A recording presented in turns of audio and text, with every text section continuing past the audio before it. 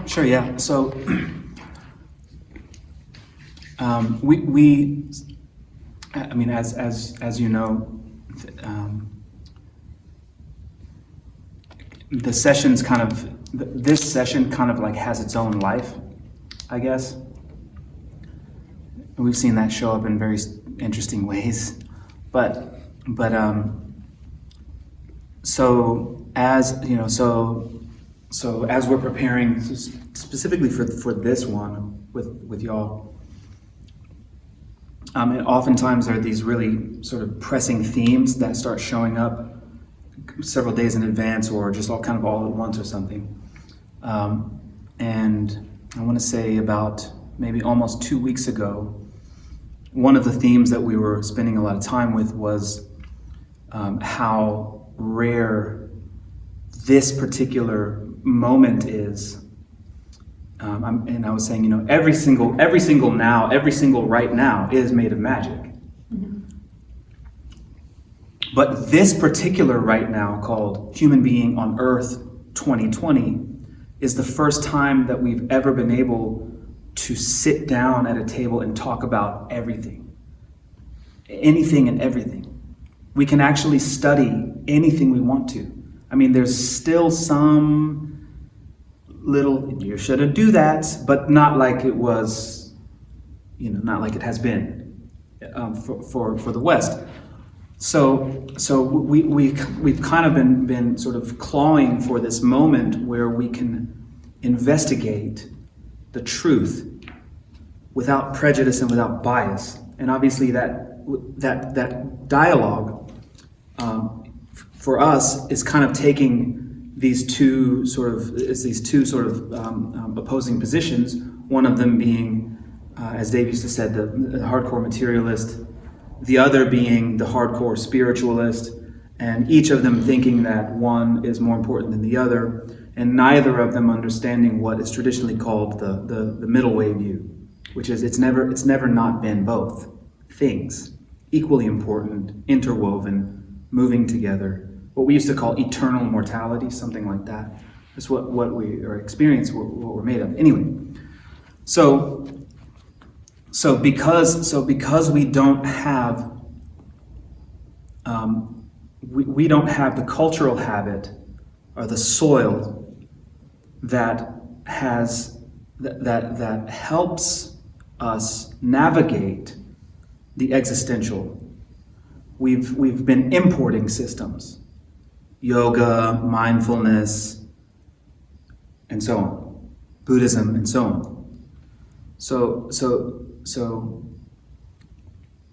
the issue with importing systems is that we're not also importing the common sense sort of view. We haven't been educated in the common sense of those systems also, which is problematic. It's like, if I want to do anything, I need to understand it from the ground up. Okay. So what's interesting is that, now I'm just going to try to get here. What's interesting is that, well, some people would say, oh, what a coincidence. Other people would say here's an inevitability showing up because the causes and conditions are right. What's interesting, or what's inevitable, is that the West, quote unquote, is taking it has a profound interest in what is called Buddhism. Now, enlightenment. There's a profound interest in that. And so we decided to do our best to clarify what that is. Okay, and that, I think, gets us to this moment. Yes. Okay. So the first point about us trying to contemporize unexcelled Yoga Tantra, we've called it the Pinkertons of Buddhism. And the Pinkertons in the 20th century were a group of people, not getting too deep into what they actually stood for. They were a group who was entrusted to safeguard precious cargo. And so in ancient India, there were Pinkerton-like people protecting Buddhism. Yeah. So what's unique about sort of Pinkertons, without getting into the who and why and the dirty secrets of the thing, every now and then there's a movie that comes out and there's some gentleman who's attempting to protect something precious. Okay, that's why we're calling it Pinkertons. Obviously, we're always provocative, so whatever. But so a Pinkerton basically is a guardian of what was in a constructive, the Jedi Pinkerton we're calling. The Jedi Pinkertons were entrusted to protect the most valuable things across time and space. Right.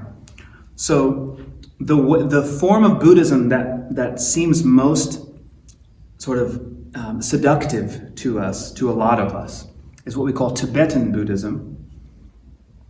And Tibetan Buddhism was basically built by Jedi Pinkertons.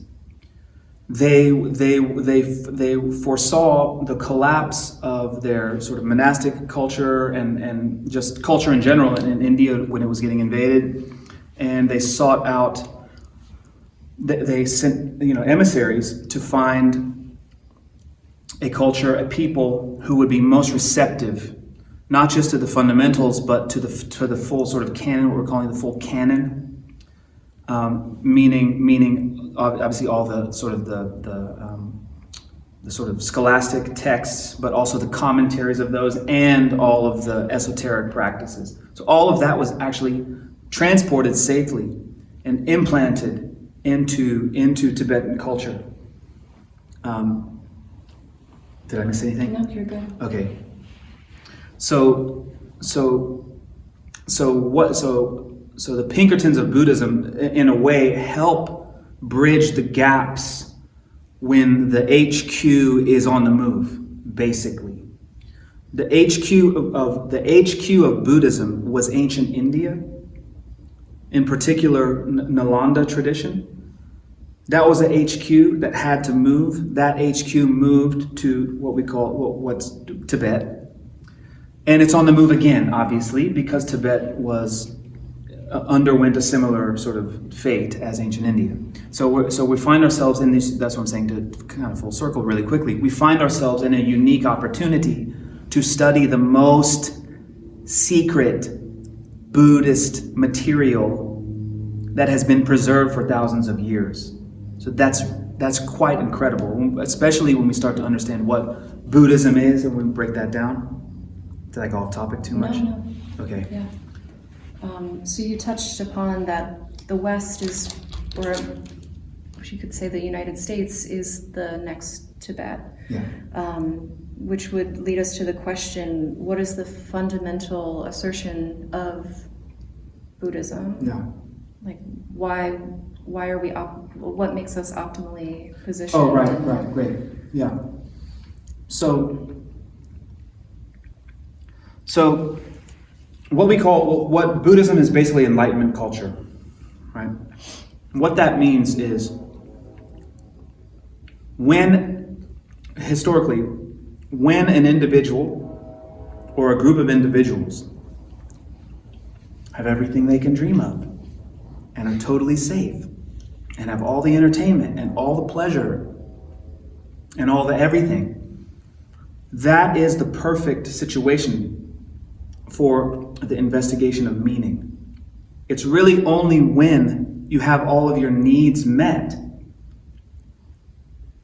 that you realize the inability of affluence or entertainment or pleasure, or there's another word I have there, I don't remember. Affluence, security, entertainment, pleasure. It's only when we have those things that we can realize their inability to satisfy the longing, that is, what is life? What is a human being?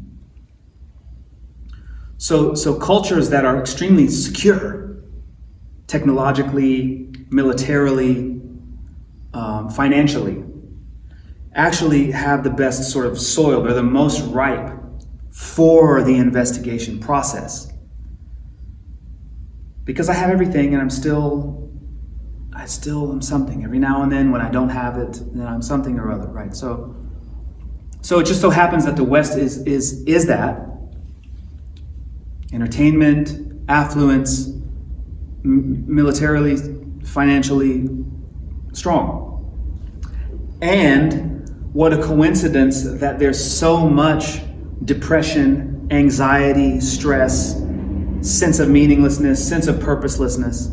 Those two situations go hand in hand, which is why what we call Buddhism, which I just want to call realism, which is why realism flowers there. Did I miss anything? So the United States, the West, the Western mindset is basically the next stage for this type of philosophy and practice. Did I catch up or did I miss something? Yes, no, that's perfect. So because human beings are optimally positioned to realize certain things, what is that experience according to the historical Buddha? Right, thank you. Sorry, I forgot. So the fundamental assertion of what we call Buddhism, the fundamental assertion is that a human being is optimally positioned. Every human being is optimally positioned to realize the meaning of life. Now that realization comes in the form of a direct experience, not just an intellectual, not intellectually cognizing something.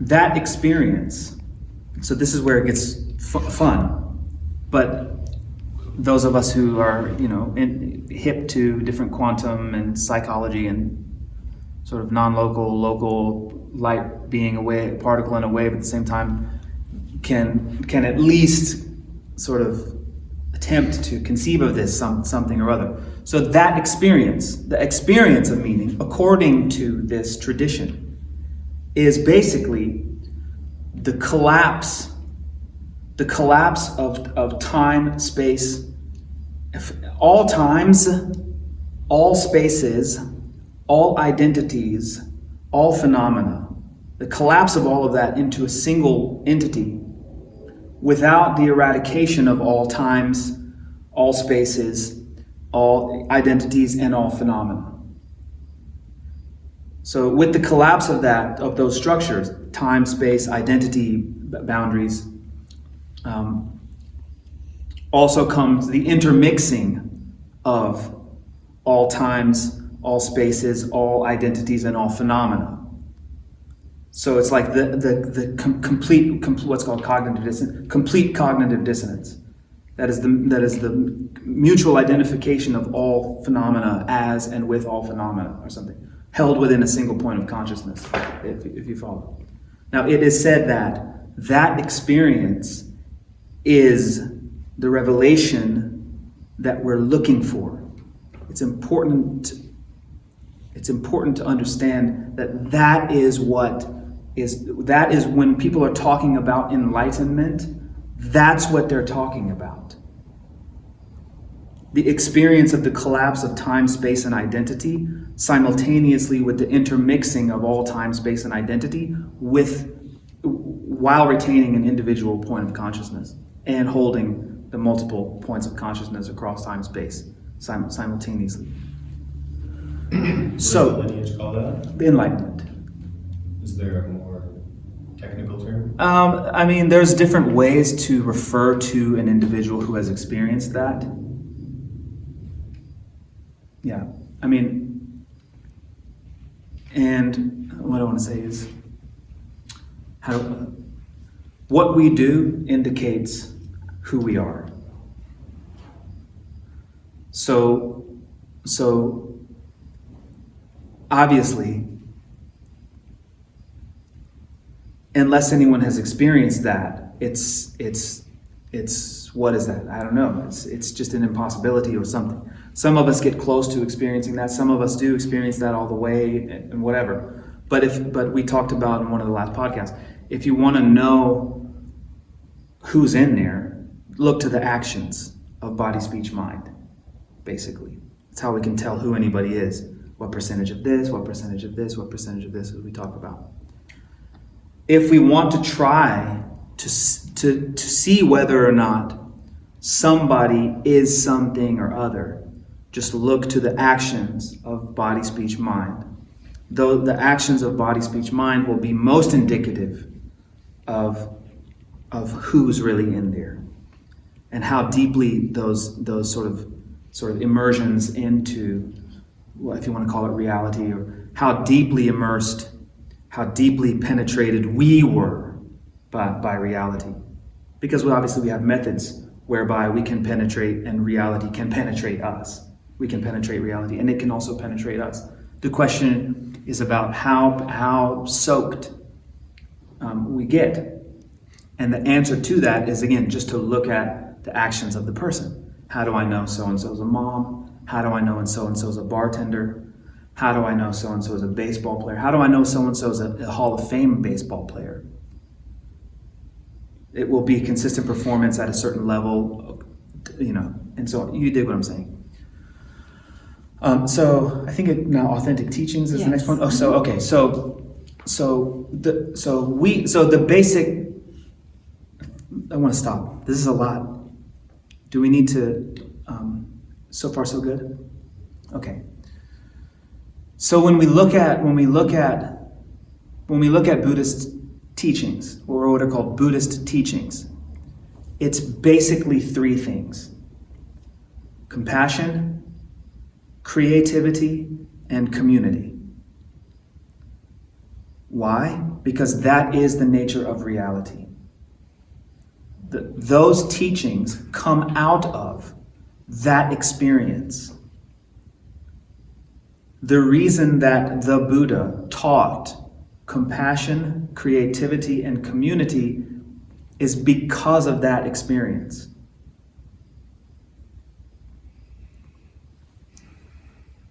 I think I have some more notes or something in there. Yes. So, comprised of compassion, creativity, and community, they serve as our survival motive. Right. So again, if we want to know who we're interacting with, we look to the actions. The actions will indicate what we value and what we identify with and as. You follow? I do things because I'm motivated to do things, because I value certain things, ultimately because I identify myself in a certain way. Right? So if you were to distill all of that down, it would be basically to prolong or to prolong a sense of constructive experience. Basically, when I push the gas, I say survival. When I really push the gas, when we distill it all the way down, mostly we're motivated to survive, which means to protect what we value and identify with. When we live in one of the cultures that's ripe for enlightenment culture to take place, the survival instinct will be so far away. Me suffering? Me suffering? Me suffering? What is suffering? That's still, whatever. You dig what I'm saying? So that's what I'm saying. When I push the gas, it's really survival. But what that means for us is everything that we're doing in life is an attempt to prolong a sense of constructive experience. To improve our finances, to improve our health, to improve our relationships, to make our business more successful, to make whatever. We're attempting to make life better in various ways because we identify with and value certain things.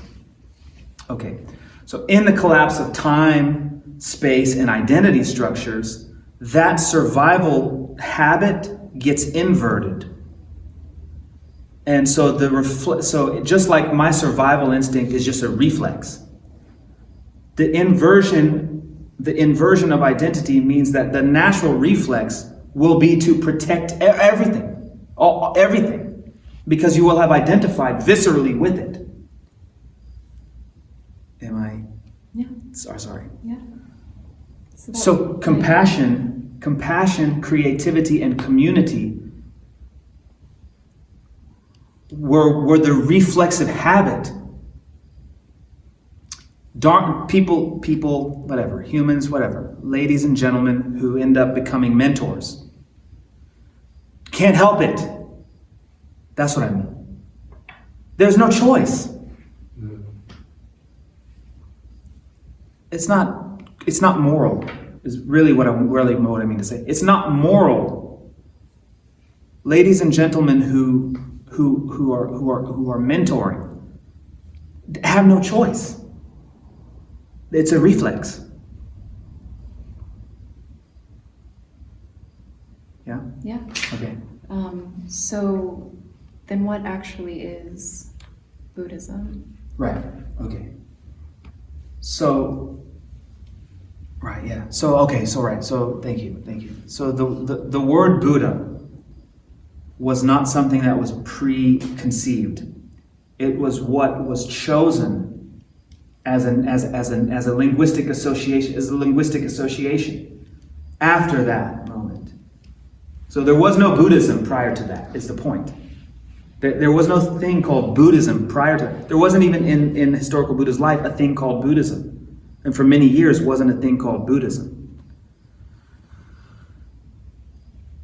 The word means awake, and so if we were going to translate it, awakeism. What is my point? My point is that we are educated to think that there are things called religions that look this way, that you serve this way, that you speak this way, that you do this thing, and all of those things. And we see Buddhism as one of those options now, without understanding at the common sense level that it isn't a religion, it is a style of education. It's a way to wake up. In the same way that waking up on, are you okay? Waking up on any given day is not culturally specific to anyone. Waking up on Tuesday is not a culturally exclusive event. Waking up-ness is not a culturally specific or culturally exclusive thing.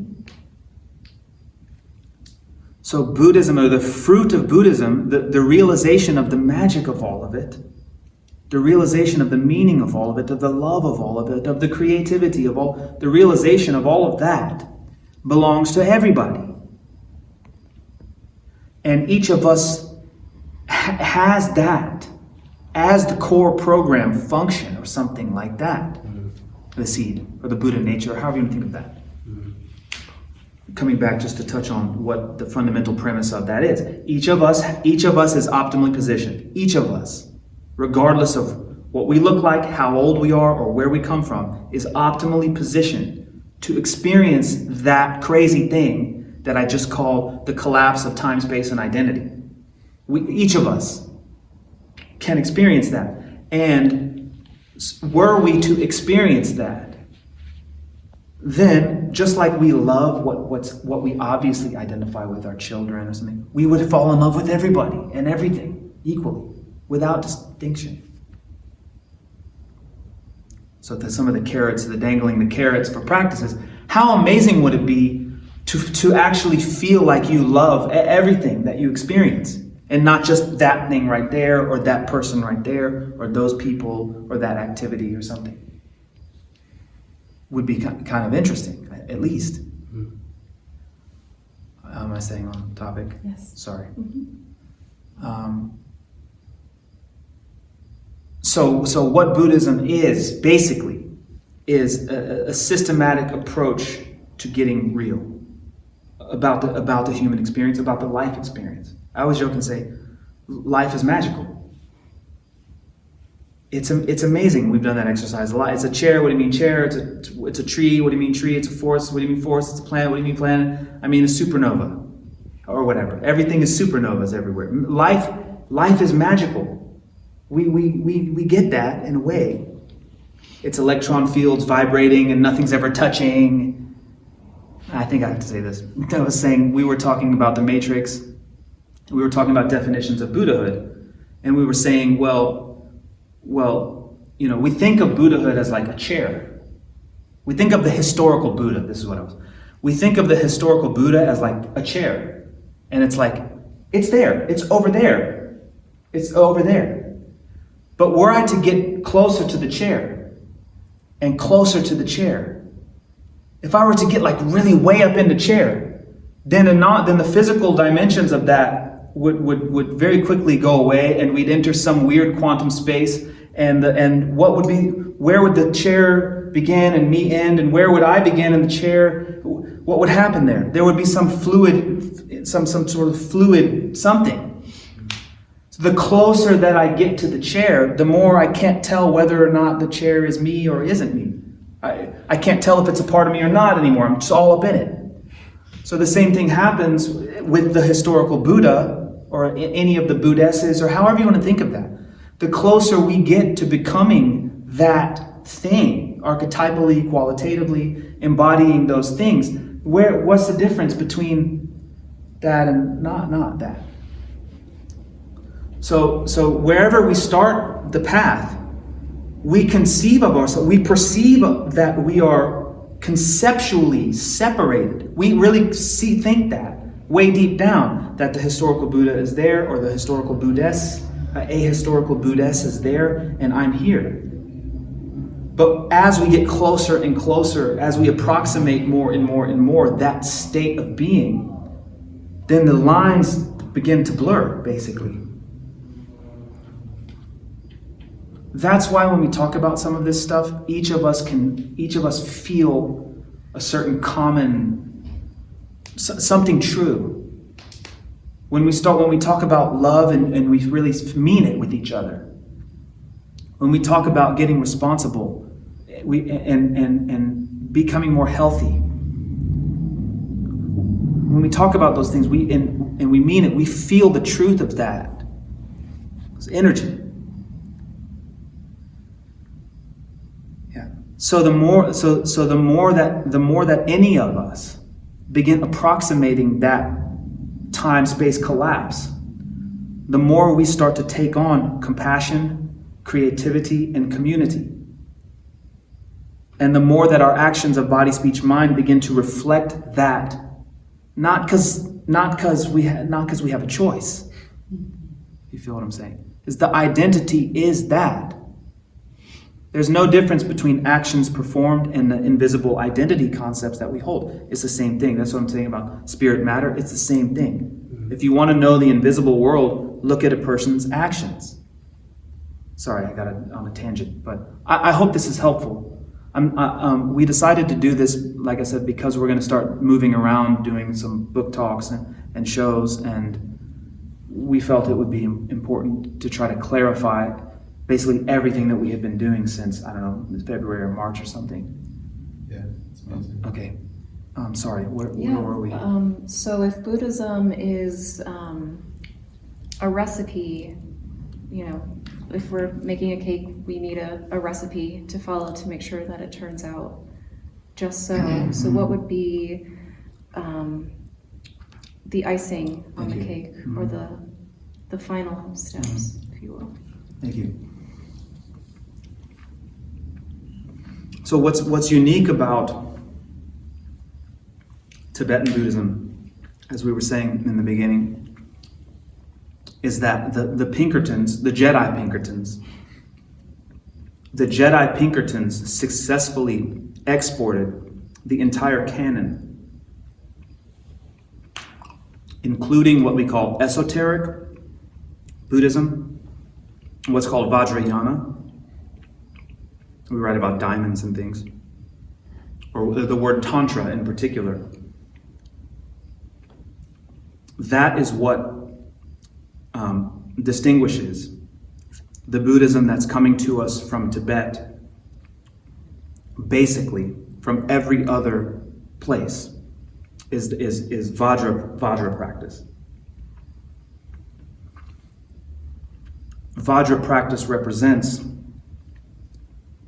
basically finishing school. It's a human being's finishing school.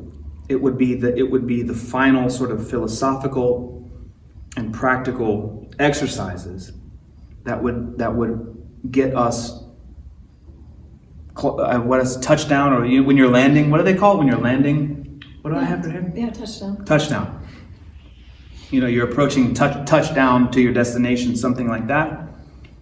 So that dimension, what's called Tantra, and then if you really break it down and look to all these different things, what people call unexcelled Yoga Tantra, is like the finishing school. And I was starting by saying, so that material nobody knew that existed. No one knew that existed until like 50 years ago, except if you were there.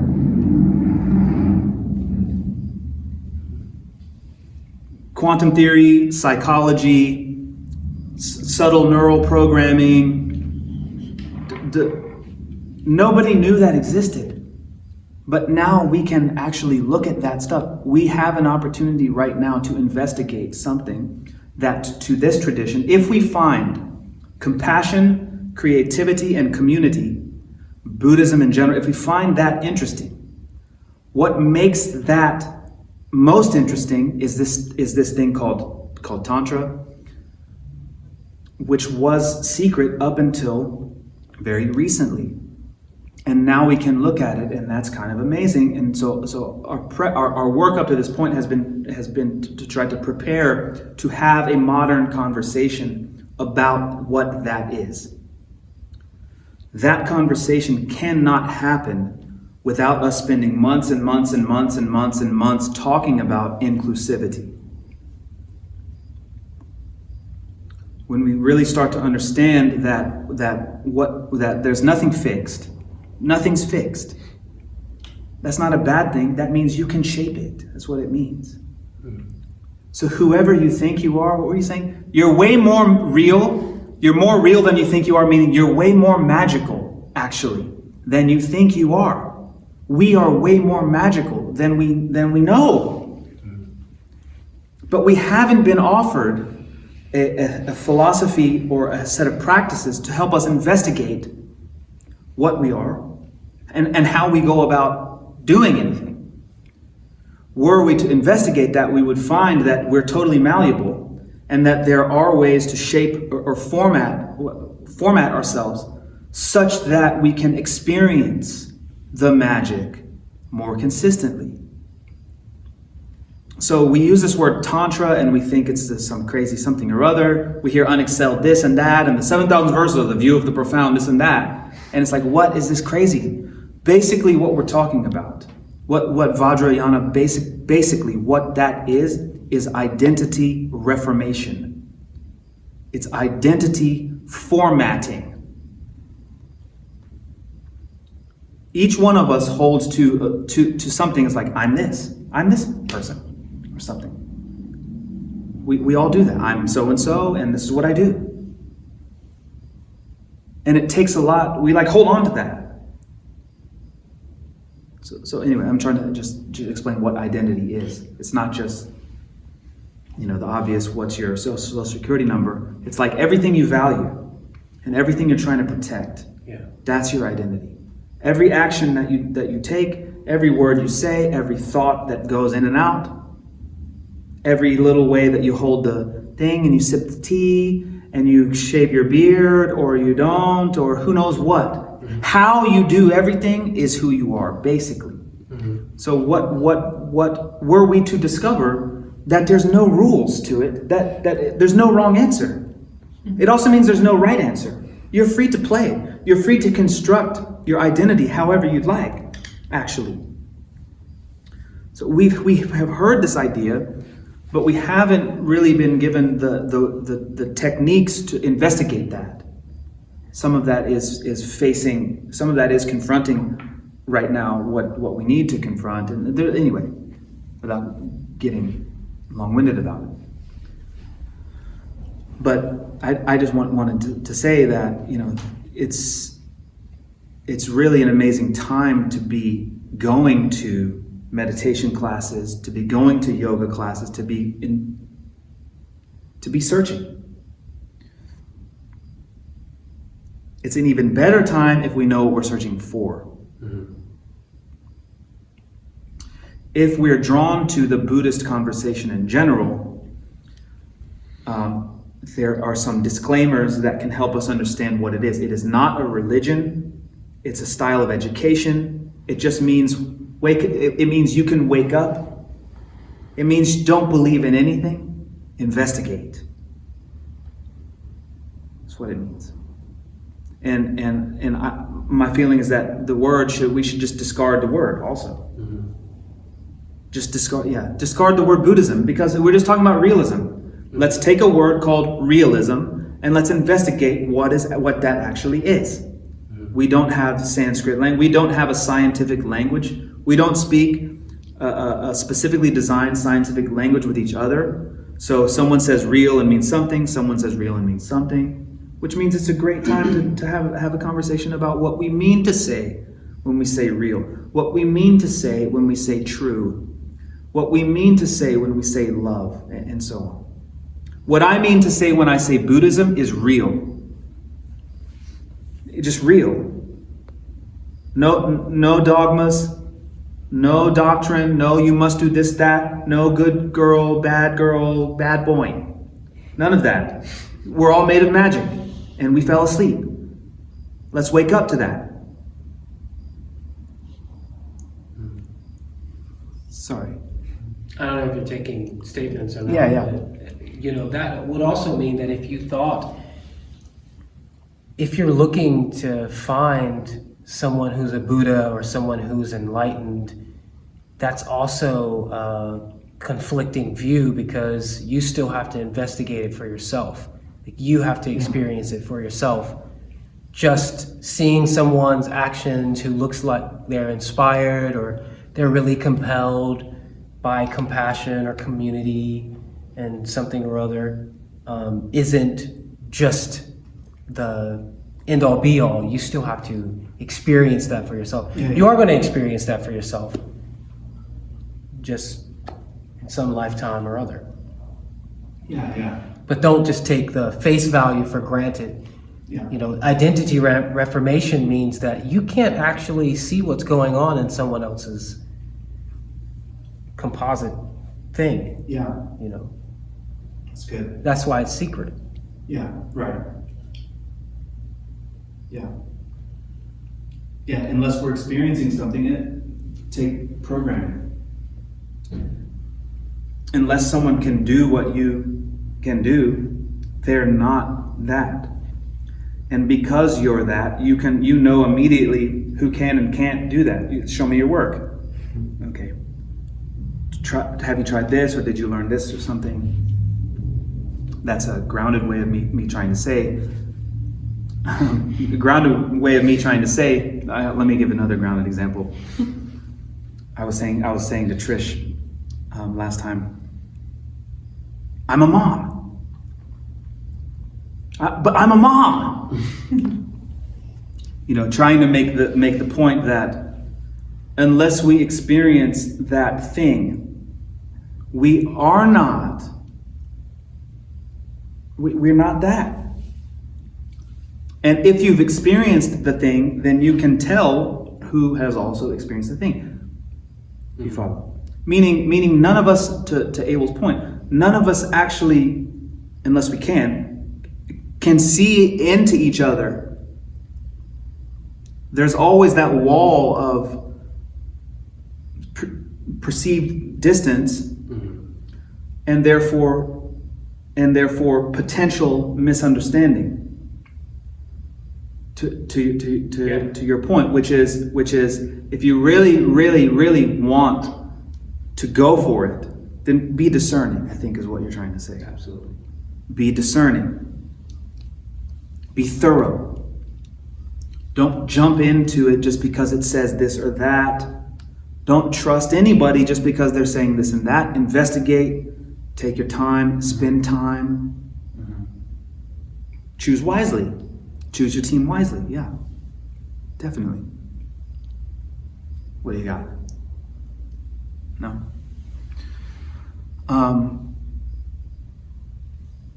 Thanks for letting us document that stuff. Did we get through all the points? Yeah. Wow, that's cool. Oh, cool. That was a good exercise. That's great. And I guess I feel inspired to say that because also because I know who's in the room and the impact that each of you has, you know. And the more clarity that we can bring to this dialogue, the better, really. So, and I'm still holding this thing and I'm not finishing.